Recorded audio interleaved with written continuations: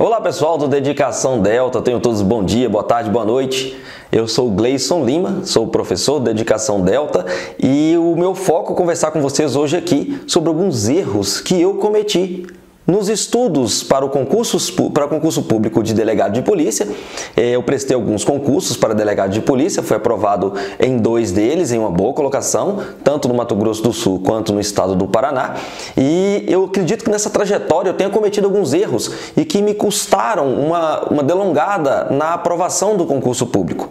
Para isso, gostaria de referendar com vocês aqui os erros que eu cometi para que vocês possam se antecipar e não cometê-los, tá certo? O primeiro erro foi o seguinte: não ter foco. Eu tenho que entender qual o concurso que eu quero prestar. Este concurso, no meu caso, era para delegado de polícia e eu precisava entender que para concurso de delegado de polícia eu preciso focar nas disciplinas que caem para esse concurso.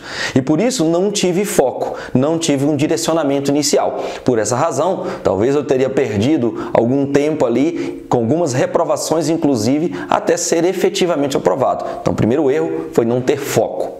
Segundo erro, eu não fiz outros concursos para Delta. Eu estava muito focado na minha época de fazer concurso para o meu estado, que é o estado de Minas Gerais. Porém, com o tempo eu comecei a perceber que era necessário que eu forçasse também e que eu fizesse concursos em outros estados. Até porque, com esse país enorme que a gente tem, nós temos 26 estados mais o Distrito Federal. Além da Polícia Federal, deveria sim ter testado, ter treinado em outros estados. Com isso, focado num ponto só, ainda que fosse para delegado de polícia de um só estado, eu acredito que eu deveria ter feito outros concursos em outros estados, até para fins de treinamento. Bacana? O terceiro erro que eu cometi era não ter tido, em um bom período, uma constância e rotina. Às vezes eu estudava muito durante um dia, às vezes eu estudava muito em uma semana só, e aí sim, acreditava assim, poxa, exauri o conteúdo nesse ponto, mas aquilo ficava maçante, cansativo e perdia a memória e aquilo não formava um ciclo de estudos. Por isso, constância e rotina. Ainda que se faça menos, faça todos os dias. É essa constância e rotina que vai ser determinante para a sua aprovação. E isso foi o que eu fiz e o que acabou dando certo, mas depois de ter tomado algumas porradas aí. Outra questão importantíssima. É a quarta dica que eu dou, assim, que foram erros, que eu cometi.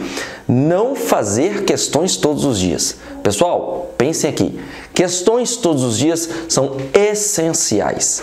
Eu preciso entrar num site de questões, eu preciso ter um caderno de questões impresso, eu preciso fazer simulados. Ah, não vou fazer simulado todos os dias, vocês fazem um simulado completo por semana. Mas questões têm que ser feitas todos os dias. Às vezes, como eu já encontrei concurseiros durante essa trajetória, vi gente que conhecia muito de determinadas matérias. Porém, mesmo que essas pessoas conhecessem muito, elas às vezes erravam questões mais bobas que tinham. Por quê? Esqueciam de fazer questões. Com questões, a gente começa a treinar, começa a pensar sobre elas, começa a pensar em rotinas diferenciadas. Você consegue analisar uma questão que é boba, com uma palavra, um percentual diferenciado que está numa lei, numa doutrina, uma informação diferenciada, e você não olhou com aquele foco, e só a questão te treina. Porque o erro, eu costumo dizer que o erro é um trauma. E é muito positivo quando você erra dentro de uma realização de questões. Porque você erra e fala assim, putz, errei isso aqui? Pô, será que eu tô meio burraldo? É assim que a gente pensa. E é natural, tá? E aí você fala assim, poxa, eu tenho que evoluir. Porque se eu tô estudando tanto, eu tô já tendo uma rotina legal, e eu não tô fazendo questões, é porque numa hora que eu começar a fazer, eu começo a errar. E errando, eu começo a tornar positivo esse meu estudo. Bacana? Então não esqueçam de fazer questões.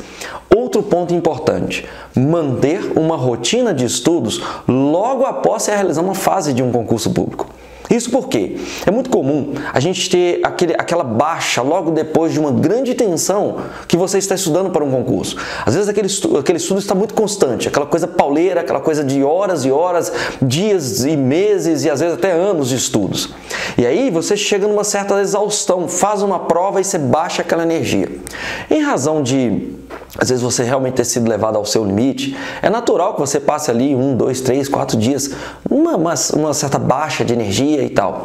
Eu, particularmente, demorava um dia. Depois que eu comecei a pegar esse ritmo, Um dia era o suficiente, até porque tinha que voltar uma rotina, seja para fazer uma etapa seguinte, porque já imaginava se passei ou se não passei, seja para estudar para um próximo concurso. Então, não deixe de estudar logo após realizar uma fase de concurso. Ainda que você se dê um pequeno período, não deixe esse período passar de uma semana e muito menos, passar mais do que uma semana mesmo. Tem gente que fica ali 1 mês, 2 meses e depois para retomar a rotina entra naquele vídeo que eu fiz lá, ó, falar da questão da fila do concurso. Você é passado lá para trás de novo. Então, para você manter o seu ponto na linha do concurso, nessa fila, e ir avançando nela, essa constância, rotina, e não parar, mesmo que seja logo depois de uma realização de uma prova, é crucial.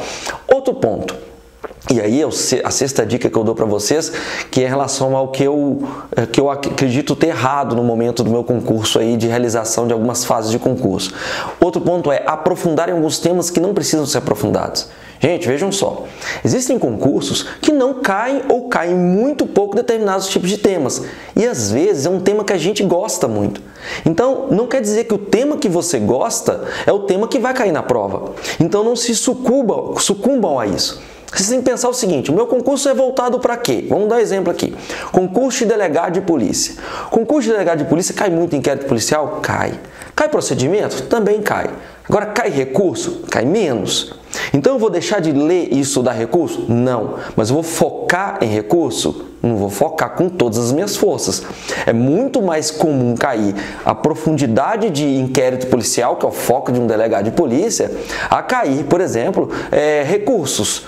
Então pense o seguinte, eu não deixo de estudar porque pode estar no meu edital, mas eu vou estudar com profundidade? Não. Existem editais, por exemplo, que não cai tribunal do júri.